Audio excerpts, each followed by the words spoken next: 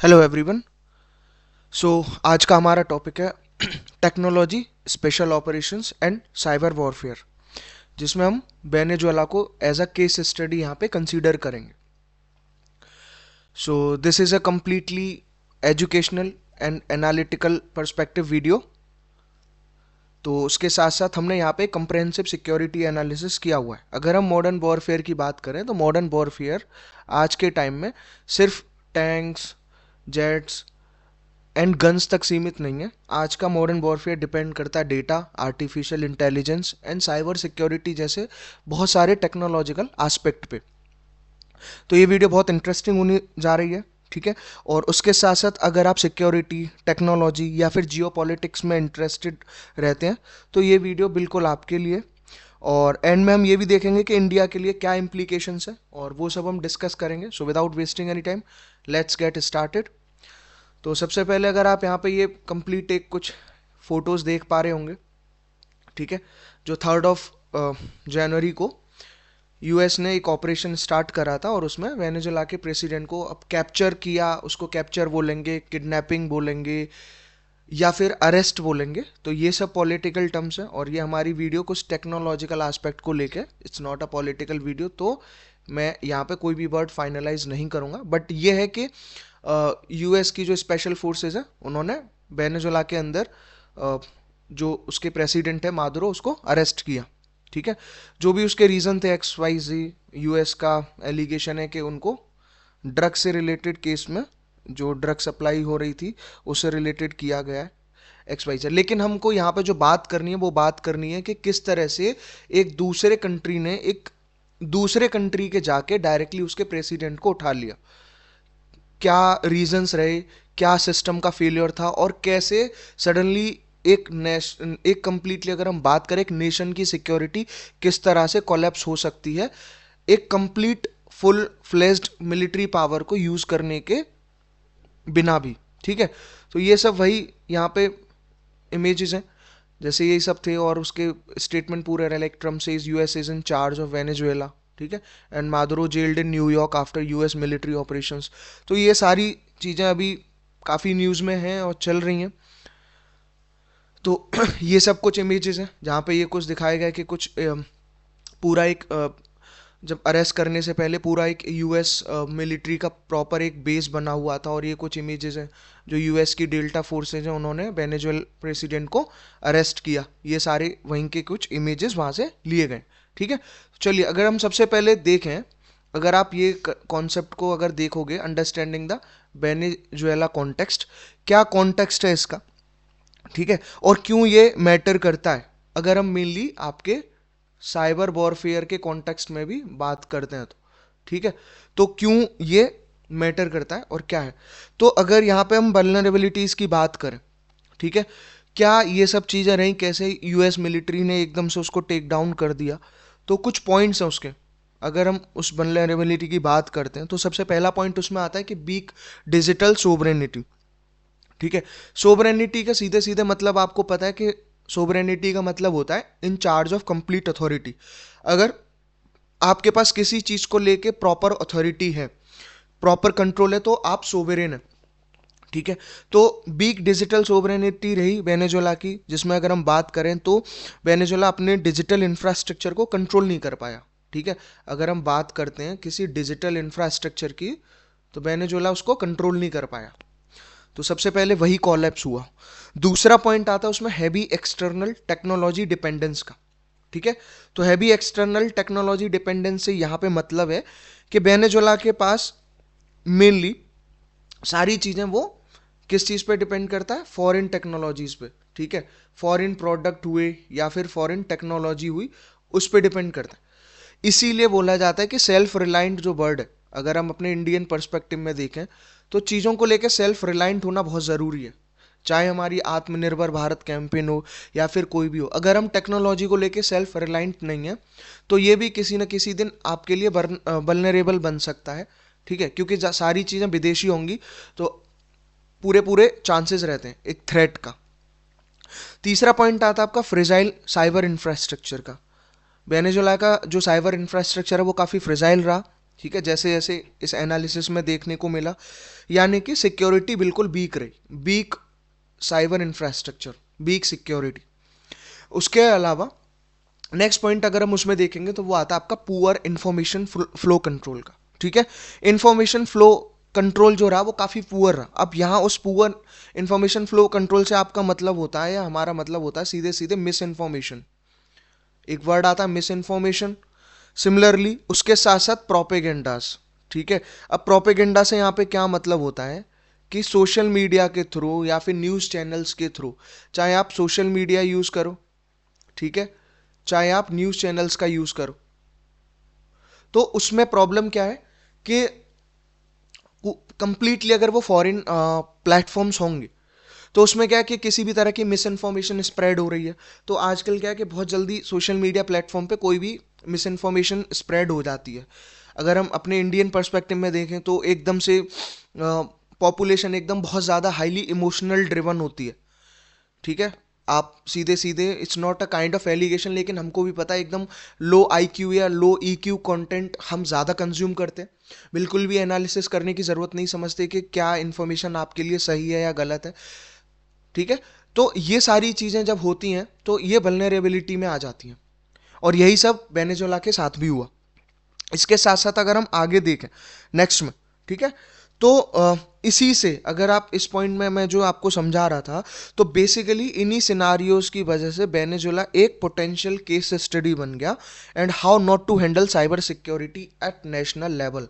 अगर ये question mark है, अगर आप साइबर सिक्योरिटी को नेशनल लेवल पे हैंडल नहीं करते हो तो वो कितना बड़ा एक पोटेंशियल रिस्क बन जाता है। तो ये सब हम इसमें कवर कर रहे हैं। अगर मैं आपको नेक्स्ट समझाऊं कि हाइब्रिड वॉरफेयर कंपोनेंट क्या होते हैं, अगर हम बात करते हैं हाइब्रिड वॉरफेयर कंपोनेंट्स की, ठीक है, मॉडर्न डे वॉरफेयर की, तो ये सिर्फ कोई गन्स, ठीक है, टैंक्स या फिर एयरक्राफ्ट्स, इन तक ही सीमित नहीं रह गया। ये सब चीज़ें तो ऑब्वियसली मोस्ट इंपॉर्टेंट है, लेकिन ये बहुत फाइनल स्टेज में आती हैं। ये चीज़ें जो आती हैं ना, ये आती हैं आपके बहुत फाइनल स्टेज में। इससे पहले आपका 70-80% लड़ाई हो चुकी होती है। ठीक है, अगर कोई कंट्री दूसरे कंट्री को टेक डाउन करता है तो 70-80% काम उसका इनके बिना भी हो जाता है। अब इसीलिए बोलते हैं कि मॉडर्न वॉरफेयर का या हाइब्रिड वॉरफेयर का मतलब क्या है कि ये बेसिकली एक ट्रेडिशनल वॉरफेयर नहीं होता है, यानी कि सिर्फ गन्स, टैंक्स, बॉम्ब से काम नहीं होता। इसके अलावा कंट्री एक इंटीग्रेटेड अप्रोच का यूज़ करते हैं। इंटीग्रेटेड अप्रोच से मतलब यही होता है, ठीक है, इंटीग्रेटेड अप्रोच का मतलब होता है अलग अलग डोमेन्स को कंबाइन करना। जैसे अगर आप यहाँ पे देखोगे तो एक डोमेन उसमें आता है आपका इंटेलिजेंस ऑपरेशंस का। तो इस इंटेलिजेंस ऑपरेशंस के अंदर मेनली स्ट्रेटेजिक सर्विलांस एक मेजर पार्ट होता है, तो एक ये डोमेन होती है। उसके अलावा दूसरा आता है आपका एक साइबर वॉरफेयर का, ठीक है, जिसमें डिजिटली डोमेन कंट्रोल किया जाता है। तीसरा आता है आपका साइकोलॉजिकल ऑपरेशंस का, ठीक है। चौथा आता है आपका मतलब साइकोलॉजिकल ऑपरेशन के साथ इंफॉर्मेशन को कैसे मैनिपुलेट कर दिया जाता है, वो सब के बारे में बात होती है। और फिर आता है आपका इकोनॉमिक प्रेशर, जिसमें हम रिसोर्सेज कोएर्जन के बारे में बात करते हैं। तो ये सारी चीज़ें उसमें आती हैं। ठीक है, चलिए, तो यही हम सब देखेंगे कि क्या ये सारे डोमेन्स होते हैं। अगर आप सबसे पहले अगर एक हाइब्रिड वॉरफेयर इकोसिस्टम की बात करते हो तो प्रॉपरली आप उसको इस डायग्राम के बेसिस पे समझ सकते हो कि आपका एक साइबर वॉरफेयर हुआ।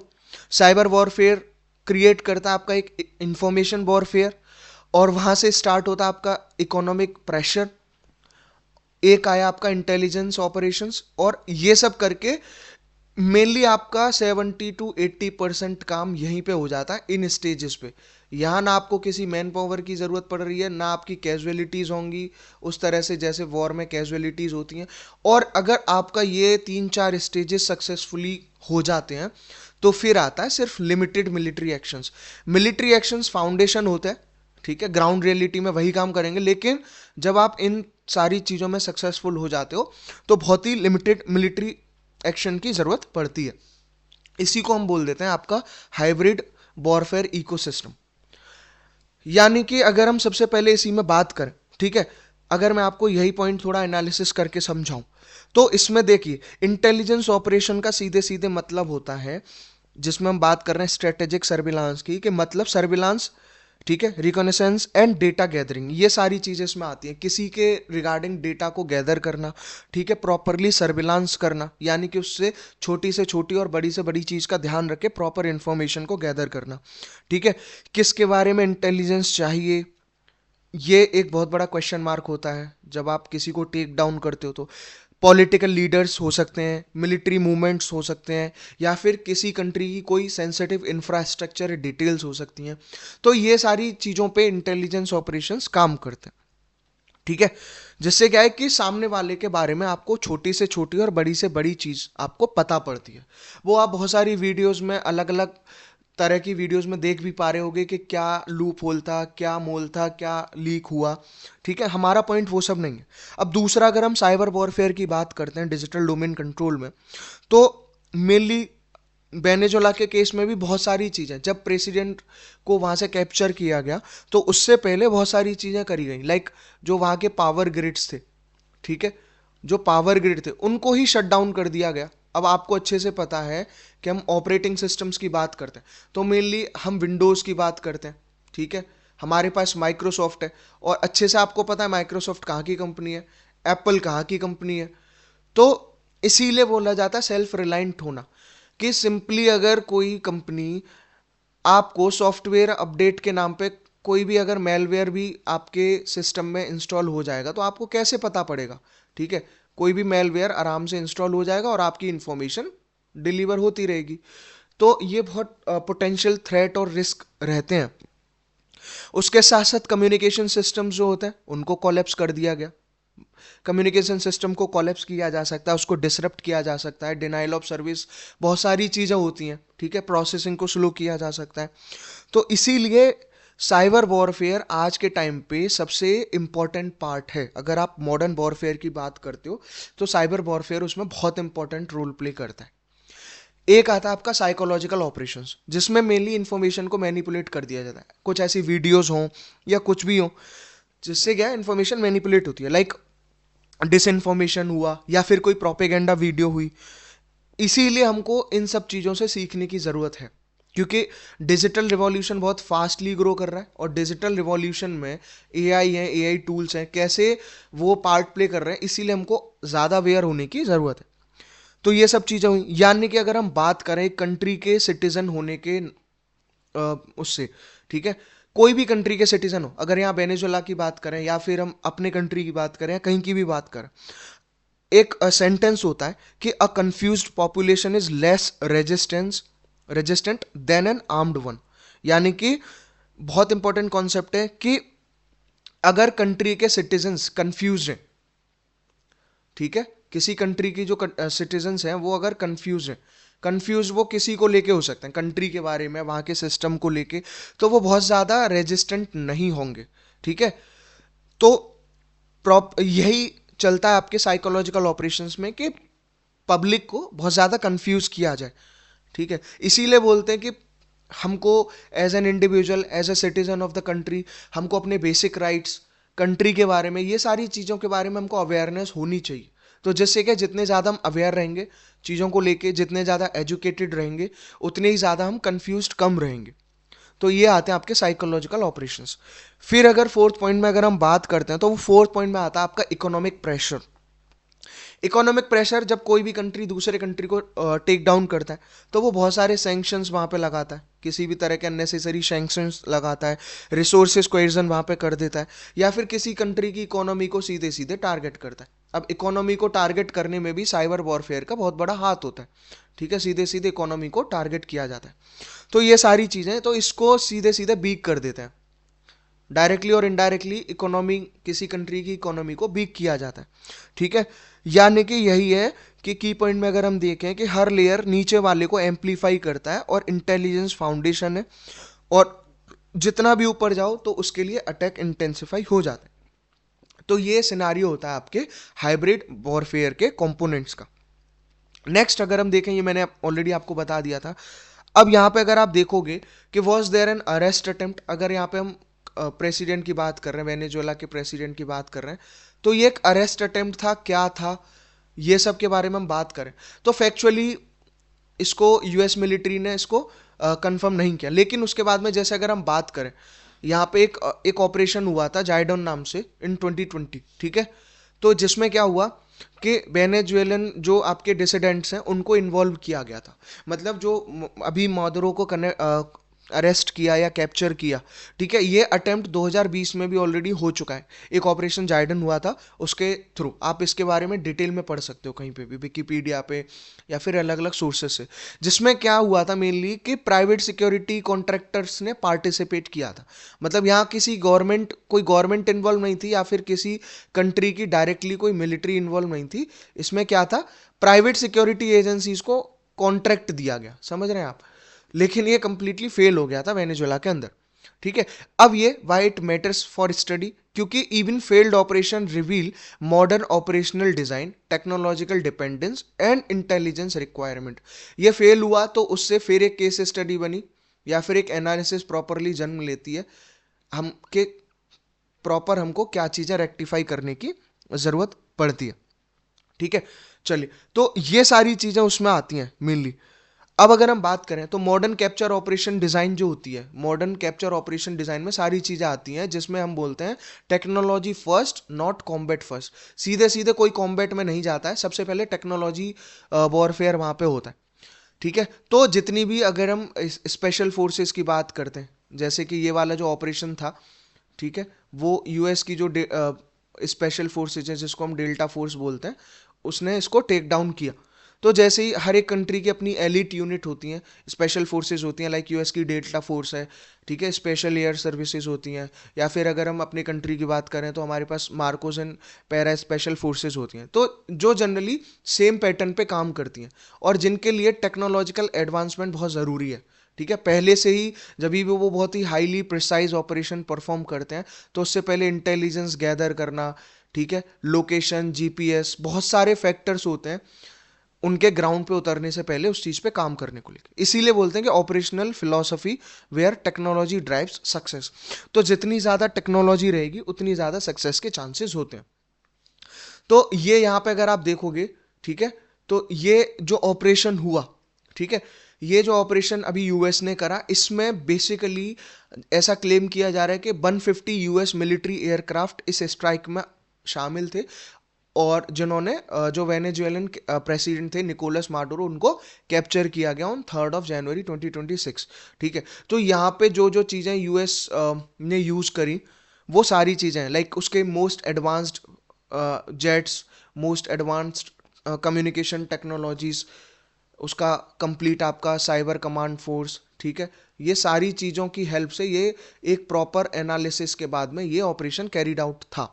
लाइक उसके F-22 रैप्टर्स 35, ठीक है, सुपर हॉर्नेट प्लेन, ये कुछ वो हैं जो ओवरऑल 150 मिलिट्री एयरक्राफ्ट वहाँ पे थे, ठीक है। उसका चिनूक हेलीकॉप्टर या फिर आपके sentinel stealth unarmoured vehicles, tankers, Apache helicopters, उसका जो बॉम्बर है B-1B लांसर, ठीक है, उसके अलावा उसका हॉका, ये सारी चीज़ें उसने यूज़ करी हैं, ठीक।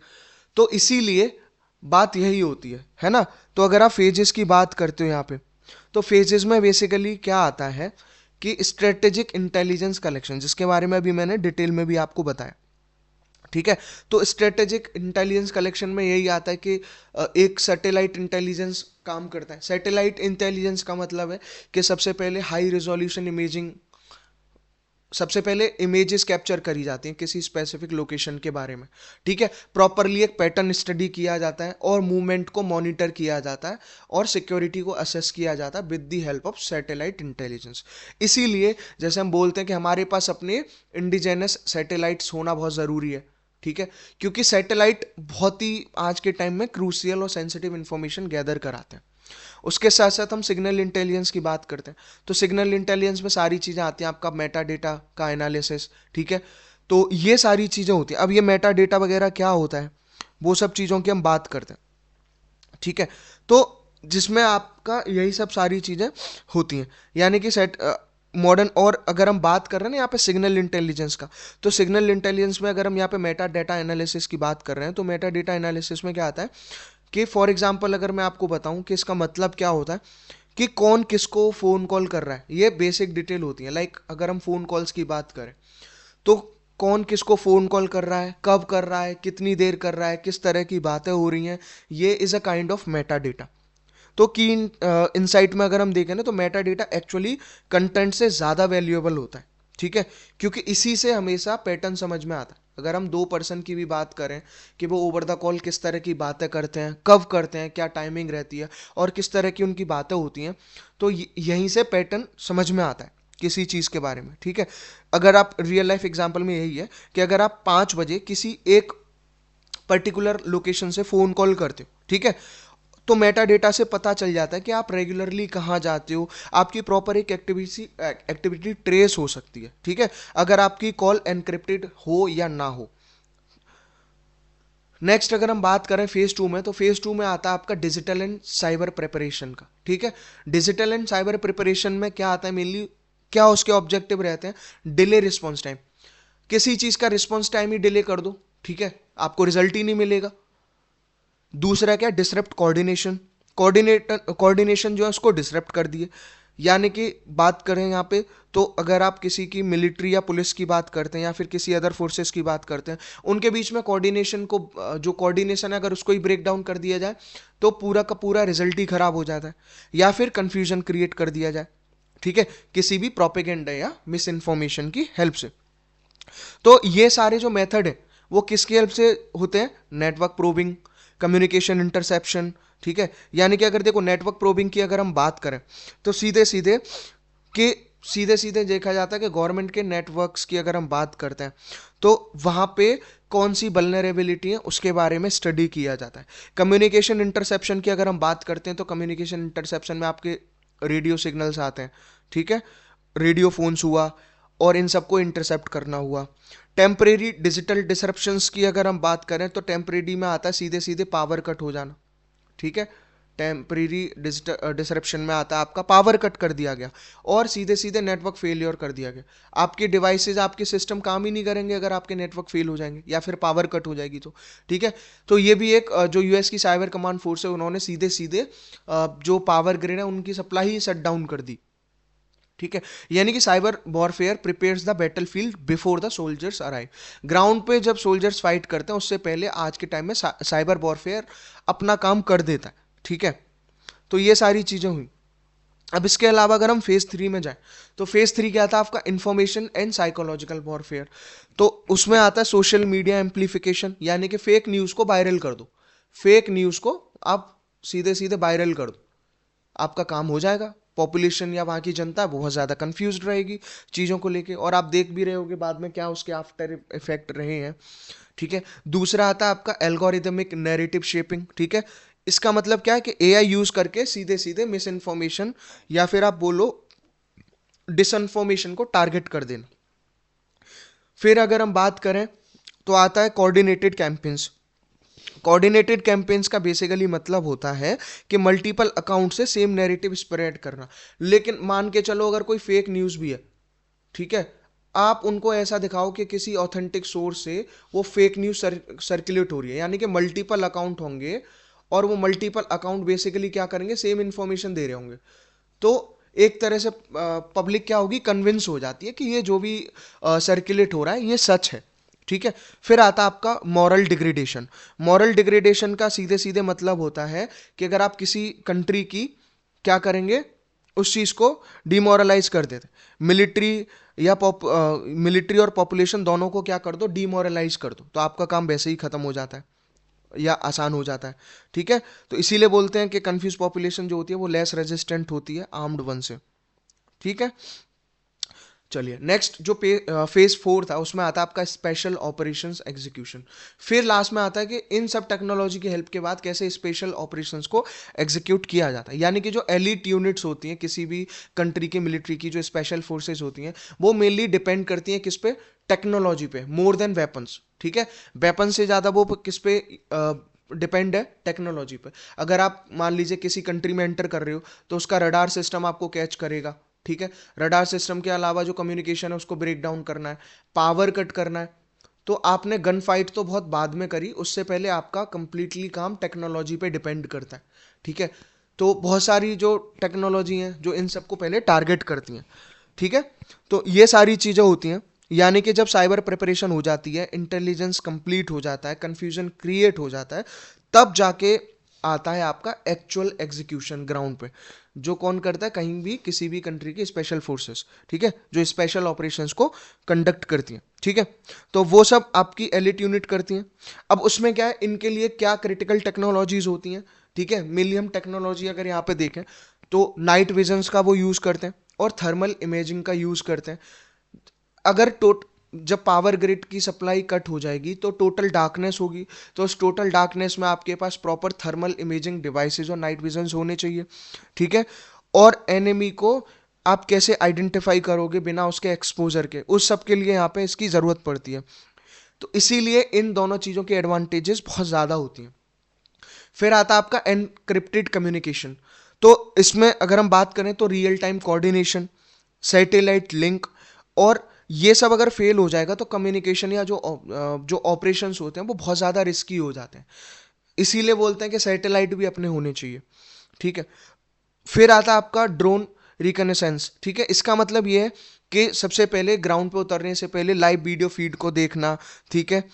और उसके लिए थ्रेट को आइडेंटिफिकेशन करना, जिसको थ्रेट आईडी बोल देते हैं, थ्रेट का आइडेंटिफिकेशन करना, या फिर जो रियल टाइम इंटेलिजेंस है उसको गैदर करना किसी ऑपरेशन को परफॉर्म करने से पहले।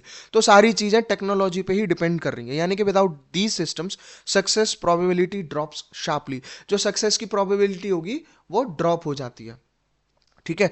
तो टेक्नोलॉजी नहीं तो ऑपरेशन में सक्सेस होने के चांसेस एकदम ना के बराबर, चाहे आप कितने भी ब्रेव सोल्जर्स हो, ठीक है। वो सारी चीज़ें बाद में मैटर करती हैं। तो यही सारी चीज़ों का आप डायग्रामेटिकली वे में समझ सकते हो, सैटेलाइट इंटेलिजेंस से कैसे सिग्नल एंड साइबर इंटेलिजेंस काम करता है, वहाँ से आपका इन्फॉर्मेशन वॉरफेयर आता है, और फिर जाके आपकी स्पेशल फोर्सेस एग्जीक्यूट करती हैं अपना ऑपरेशन, और फिर रैपिड एक्सट्रैक्शन, अपना काम सक्सेसफुली कंप्लीट होता है।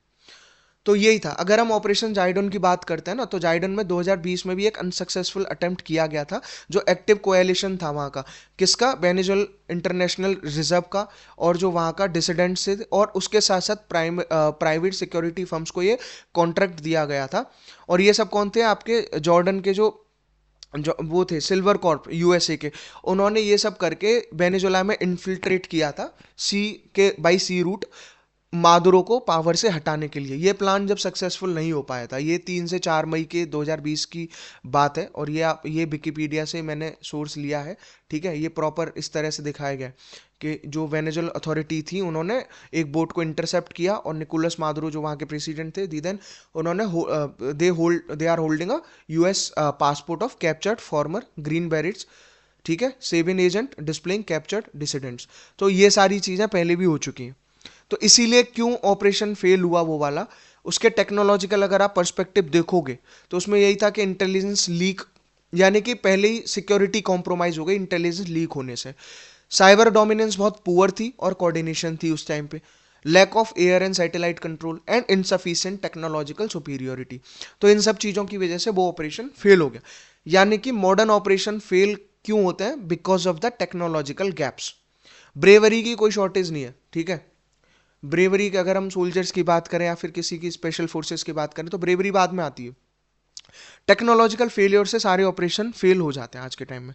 तो ये सब वही सब थे जो एडवांस मिलिट्री टेक्नोलॉजी उसमें यूज़ करी गई, लाइक F-22 रैप्टर एक मोस्ट एडवांस प्लेन है यूएस का, ठीक है। ये सिर्फ मैं एक अवेयरनेस पर्पज से बना रहा हूँ, उस चीज़ को ग्लोरीफाई नहीं कर रहे हैं हम, नो ग्लोरिफिकेशन, ठीक है।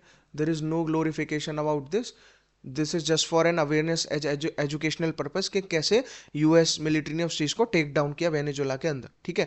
तो जैसे बोला जाता है कि ये काफ़ी स्टेल्थ सुपीरियोरिटी है इसके अंदर, सेंसर फ्यूजन से, और बहुत ज़्यादा एयर स्पेस डिनाइल है इसके अंदर।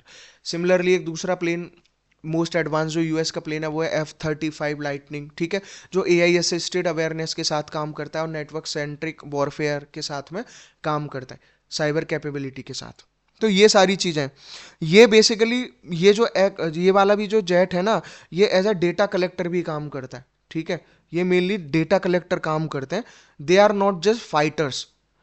तो ऐसी जो मिसाइल सिस्टम्स था और जो स्ट्रेटेजिक प्रेशर था जो वेनेजुएला पे किया गया कि भाई कैसे, अगर हम एयर डिफेंस की बात करते हैं, ठीक है, अगर आप अपने कंट्री में भी देखो तो हमारे यहाँ पर ऑपरेशन सिंदूर हुआ था, तो कैसे हमारे कंट्री का एयर डिफेंस सक्सेसफुल था, और क्या रीजंस थे, कैसे एयर डिफेंस मिसाइल्स या सिस्टम्स कैसे काम कर रहे थे, और वो वेनेजुला में कैसे फेल हो गया। क्योंकि जो जैसे अमेरिकन कुछ मिसाइल्स हैं, लाइक जैसे टॉमहॉक क्रूज मिसाइल्स हैं, ये basically GPS guided and terrain following missiles हैं और लॉन्ग रेंज प्रिसीजन के साथ काम करती हैं। ठीक है। मेनली जो मॉडर्न मिसाइल सिस्टम है वो मेनली सॉफ्टवेयर ड्रिवन वेपन्स है। ठीक है, जो हाईली डिपेंड करते हैं किस पे, आपके नेविगेशन सिस्टम पे और सैटेलाइट इंटीग्रेशन पे। इसीलिए कहते हैं अगर आप मिसाइल बना लो लेकिन आपके पास खुद का सैटेलाइट नहीं है, खुद के नेविगेशन सिस्टम्स नहीं है, तो आप वैसे भी उस ऑपरेशन में सक्सेसफुल हो ही नहीं सकते। ठीक है। तो इसीलिए टेक्नोलॉजिकल एडवांसमेंट और इंडिजिनस सेल्फ रिलायंट होना उस चीज में बहुत ज्यादा जरूरी है। ठीक है। मतलब यही हुआ कि बहुत सारी यूएस की मिसाइल्स ने उनके एयर डिफेंस को पहले ही डिस्ट्रॉय कर दिया।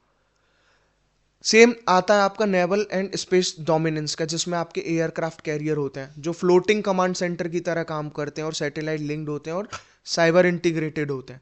उसके साथ साथ सैटेलाइट की बात करें तो वो proper surveillance, navigation, communication, missile missile warning, ये सारी चीज़ें आपको प्रोवाइड कराते हैं। ठीक है। तो without space asset modern military collapses. अगर आपके पास कोई असेट नहीं है इस तरह का तो मॉडर्न मिलिट्री कोलैप्स हो जाती है इन सब के बिना। नेक्स्ट अगर हम बात करें द साइबर वॉरफेयर की, तो साइबर वॉरफेयर में it is the most critical dimension, ये बहुत मोस्ट क्रिटिकल डायमेंशन है। तो साइबर अटैक में क्या होता है, basically shut down the power grid. यही किया गया वेनेजुला के अंदर, पावर ग्रिड को शट डाउन किया गया, यानी कि पूरी की पूरी सिटी को डार्क किया जा सकता है। हॉस्पिटल्स ऑफलाइन हो जाएंगे और ट्रैफिक में क्योस हो जाएगा। तो ये बहुत बड़ा होता है कहीं का सिस्टम अगर आपको कोलैप्स करना है, यहाँ आपको कहीं ब्लास्ट या गन चलाने की जरूरत ही नहीं पड़ती है। बैंकिंग सिस्टम को फ्रीज कर दो, इकोनॉमिक कोलैप्स हो जाएगा, ट्रांजैक्शन स्टॉप हो जाएंगे और कंप्लीटली फाइनेंशियल क्योस वहां पे हो जाता है। ऑयल प्रोडक्शन को स्टॉप किया जा सकता है, तो उससे आपकी सीधे सीधे एनर्जी क्राइसिस आ जाती हैं। ठीक है। तो ये सारी चीजें हैं जो आज के टाइम पे कंप्यूटर पे बैठे बैठे करी जा सकती हैं और उसके साथ साथ गवर्नेंस को पैरालाइज किया जा सकता है। तो ये सारी चीजें हुई इसमें, इसीलिए साइबर वॉरफेयर को आज के टाइम में सबसे ज्यादा डेंजरस बोला जाता है। It is the most dangerous thing. ठीक है। क्योंकि इससे क्या है कि सबसे चीप है, आपको बहुत कम कॉस्ट में आप अटैक कर सकते हो, इनविजिबल है, डायरेक्ट किसी के आप कांटेक्ट में, एक्सपोजर में नहीं आते हो, इम्पैक्ट बहुत ज़्यादा होता है और डिफेंस इसका बहुत डिफिकल्ट हो जाता है जब आप पे अटैक होता है तो। ठीक। तो ये सारी चीज़ें हुई। तो अगर हम यही बात करते हैं कि साइबर टारगेट जो है आपके मॉडर्न कॉन्फ्लिक्ट में, power grid fail, communication fail, banking system fail, oil या गैस रिजर्व फेल, तो ये सारी चीज़ें आपके साइबर वॉरफेयर पे डिपेंड करती हैं। ठीक है। इसीलिए नेक्स्ट आता है आपका, क्यों हम डिसाइड करते हैं, why technology decide global power. Global power control की अगर हम बात करें कि टेक्नोलॉजी कैसे डिसाइड करती है किसी ग्लोबल पावर को, तो सबसे पहले आता है उसमें semiconductor supply chain. Semiconductor supply chain में भी यही है कि चिप्स नहीं होंगी आपके पास, हर जगह सेमीकंडक्टर डिवाइसेस हैं, तो चिप्स नहीं होंगी तो उस चिप्स के बिना आपकी डिवाइसेस काम ही नहीं करेंगे। ठीक है। यही इश्यू हो रहा है चाइना और ताइवान के बीच में। ठीक है। क्योंकि चाइना जो सुपीरियोरिटी हासिल कर रहा है वो सेमीकंडक्टर की फील्ड में कर रहा है। अगर उसका चिप्स पे कंट्रोल हो जाएगा तो, क्योंकि मॉडर्न वॉरफेयर में इलेक्ट्रॉनिक बहुत बड़ा रोल प्ले करती है। फिर उसके अलावा आता है आपके इंडिजेनस ऑपरेटिंग सिस्टम्स, जिसके पास अपने खुद के ऑपरेटिंग सिस्टम्स हैं वो अपने आप में एडवांस्ड है। ठीक है। तो इसीलिए क्या है कि यूएस के जितने भी आपके एंड्रॉयड, आईओएस, ठीक है, ये सारे Windows mostly foreign operating systems हैं, सारे के सारे ऑपरेटिंग सिस्टम फॉरेनर हैं। इसके साथ साथ अगर यूएस चाहे तो उनको अपडेट करके कोई फालतू का मेलवेयर दे सकता है, कुछ भी दे सकता है, या फिर कोई बैकडोर उसमें ओपन किया जा सकता है, यही इसीलिए इनको पोटेंशियल थ्रेट बोला जाता है। फिर आता है आपका AI and cyber tool dominance. तो AI and cyber tool dominance में भी यही होता है कि मेनली जितने भी एआई से रिलेटेड डेवलपमेंट है वो यूएसए के हैं। ठीक है। और साइबर वेपन्स भी वहीं से बनेंगे फिर, और जितने भी डिफेंस सिस्टम है वो वहीं से बनेंगे। तो इसीलिए इन चीज़ों में सुपीरियोरिटी यूएसए को इसीलिए जाती है। इसीलिए हम बोलते हैं कि हम जितना ज़्यादा हमारे जो यंगस्टर्स हैं जितना ज़्यादा सेल्फ रिलायंट हो पाएंगे, टेक्नोलॉजी डेवलप कर पाएंगे, उतना ज़्यादा कंट्री एडवांस होगा। ठीक है। तो बेसिकली टेक्नोलॉजी जो सुपीरियोरिटी है इसको इंजीनियर किया जाता है, it is basically engineered, it is not inherited from any country. ठीक है। ये कोई ऑटोमेटिक नहीं है, ये इन्वेस्टमेंट से, रिसर्च से, ये आता है इन्वेस्टमेंट से, रिसर्च से और एजुकेशन से, ये सारी चीज़ें मैटर करती हैं। यानी कि technology superiority is not engineered, it is inherited. तो नेक्स्ट आता है क्या लेसन हम सीख सकते हैं, what are the lesson for our country, ठीक है, what are the lesson for India. इसका अगर आप एक एकेडमिक व्यू देखोगे तो करंट डिपेंडेंसीज की अगर हम बात करें, क्या चैलेंजेस हैं जिनसे हमें सीखने को ज़रूरत है, तो हमारे पास जो ऑपरेटिंग सिस्टम है वो फॉरेन से है सारे, क्लाउड है कंप्लीटली फॉरेन, प्लेटफॉर्म और मोस्टली चिप्स, ये सब मेनली फॉरेन से आता है। तो ये है हमारी करंट डिपेंडेंसी। इसीलिए जो बात करी जाती है ना आत्मनिर्भर भारत की, वो इसीलिए करी जाती है, ठीक है, आत्मनिर्भर भारत, आपके पास सेल्फ रिलायंट होना बहुत ज़रूरी है, बात जो बार बार बोला जाता है इसीलिए, ठीक है, क्योंकि हमारे अंदर तो वैसे भी मेंटेलिटी ये होती है कि हम विदेशी चीज़ों को ज़्यादा प्रेफरेंस देते हैं, ये हमारी मेंटेलिटी है, हम अपनी चीज़ों को कम हाईलाइट करते हैं, कम उन पे ध्यान देते हैं। तो ये सारी चीज़ें होती हैं, यानी कि क्लाउड इंफ्रास्ट्रक्चर में अगर आप देखते होगे AWS है, ठीक है, माइक्रोसॉफ्ट का एजोर है, अमेजन वेब सर्विस है, या फिर अगर आप गूगल क्लाउड की बात करते हो, ये सब विदेशी कंपनियों के हैं, हमारा नहीं है इसमें कुछ, गूगल क्लाउड हुआ, ठीक है। तो ये सारी चीज़ें हमको अच्छे से पता है, मोस्टली यूएसए के। तो ये सारी चीज़ें हैं, डेटा इन्हीं के अंदर है सारा का सारा। और सेमीकंडक्टर्स की बात करें तो 90% चिप्स जो हैं चाइना से आते हैं। हम भले ही बॉयकॉट चाइना चिल्लाते रहें, लेकिन 90% जो सेमीकंडक्टर मार्केट है वो चाइना ने कंट्रोल कर रखा है। तो इसीलिए ये सारी चीज़ें वहाँ पे हो रही हैं। तो प्लेटफॉर्म एंड सॉफ्टवेयर्स में मेन रोल प्ले जो है यूएस और चाइना का है, इसीलिए हमें उसमें सुपीरियोरिटी हासिल करनी है। इसीलिए रिस्क क्या होता है इनसे, डेटा एक्सपोजर का रिस्क होता है, डेटा एक्सपोज हो सकता है, सर्विलांस में जा सकता है या साइबर कोएर्जन में जा सकता है, ठीक है, यानी कि कोई अटैक होना या सर्विसेज का डाउन होना बहुत ज़्यादा प्रोन हो जाता है, या फिर ब्लैकमेलिंग की चीज़ें बढ़ जाती हैं। इकोनॉमिक प्रेशर्स भी हो जाते हैं, सैंक्शंस का इशू वहाँ पे आप देखते होगे, पढ़ते हैं हम न्यूज़ में कि सैंक्शन लगा दिया गया, ठीक है, टेक्नोलॉजिकल कंट्रोल पे सैंक्शन लगा दिया गया कि अगर आप मान लीजिए, अगर आप किसी कंट्री से जेट भी परचेज कर रहे हो और उसने उसका जो बेसिक सोर्स कोड है वो आपको देने से मना कर दिया, तो वो उसको अपडेट करने के नाम पे उसमें मेल फंक्शन भी कर सकता है। तो ये सारी चीज़ों में टेक्नोलॉजिकल एडवांसमेंट इसीलिए बहुत ज़रूरी है। तो अगर हम बात करें क्या रिक्वायर्ड एक्शंस हो सकते हैं, ठीक है, देखिए रिक्वायर्ड एक्शंस में यही है कि हमको अपना एक इंडिजिनस ओएस बनाने की ज़रूरत है। हम अपना खुद का ओएस बनाएंगे तो ज़्यादा उससे बेहतर हम आगे एडवांस हो सकते हैं और होंगे। इसीलिए उसमें क्या खुद का ओएस होगा तो सिक्योरिटी फीचर्स खुद के बिल्ट इन आएंगे। हम अपना क्लाउड इंडिजिनस क्लाउड डेवलप हमें करना है, ठीक है, जिसमें इंडिया का खुद का इंफ्रास्ट्रक्चर हो, क्लाउड इंफ्रास्ट्रक्चर हो, जिसमें हम लोकली डेटा को स्टोर कर सकें, डेटा स्टोरेज जो है वो लोकली हो सके, हमें किसी विदेशी कंपनी या किसी अदर कंट्री पे डिपेंड होने की ज़रूरत ना पड़े। और उसके साथ साथ हमें सेमी कंडक्टर मैन्युफैक्चरिंग पे भी ध्यान देना होगा, ठीक है, सेमी कंडक्टर मैन्युफैक्चरिंग पे भी हमको ध्यान देना होगा, यानी कि चिप्स कैसे बनती हैं, चिप्स का जो फैब्रिकेशन है ना, वो सारी चीज़ें। इसके अलावा साइबर कमांड स्ट्रेंथनिंग भी करने की हमको ज़रूरत है, जिसमें स्पेशल ऑपरेशन कमांड बनाने की ज़रूरत है, ठीक है, उसके लिए हमें बजट और ज़्यादा अलोकेट करना होगा, ये सारी चीज़ों पे काम करना है और स्टार्टअप्स को सपोर्ट करना होगा। यानी कि डिजिटल सोवरेनिटी बहुत ज़रूरी है आज के टाइम में, ऐसा नहीं है तो काम नहीं चलने वाला, ठीक है। अगर आप डिजिटली सोवरेन नहीं हो पाएंगे तो हम चाइना से कंपेयर करते हैं, लेकिन चाइना खुद का सोशल मीडिया प्लेटफॉर्म यूज़ कर रहा है, ऑपरेटिंग सिस्टम यूज़ कर रहा है, सारी चीज़ें, खुद का सर्च इंजन यूज़ कर रहा है।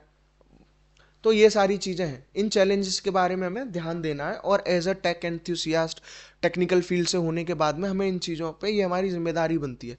अगर हम बात करें ब्रेन ड्रेन की, हम बात करते हैं, हम ब्रेन ड्रेन की बात करते हैं, जिसमें क्या होता है कि जितने भी हमारे टॉप प्रीमियर इंस्टीट्यूट हैं, टेक्निकल इंस्टीट्यूट हैं, वहाँ के सारे स्टूडेंट बाहर चले जाते हैं जॉब करने के लिए, ठीक है। तो हमें ये समझना बहुत ज़रूरी है कि हम बहुत खुश हो लेते हैं, जैसे हमें न्यूज़ में मिलता है कि किसी भारतीय मूल के व्यक्ति ने ये कर दिया, वो भारतीय मूल का है, ही इज़ नॉट और she is not an Indian, उसका हमारे देश से कोई लेना देना नहीं है।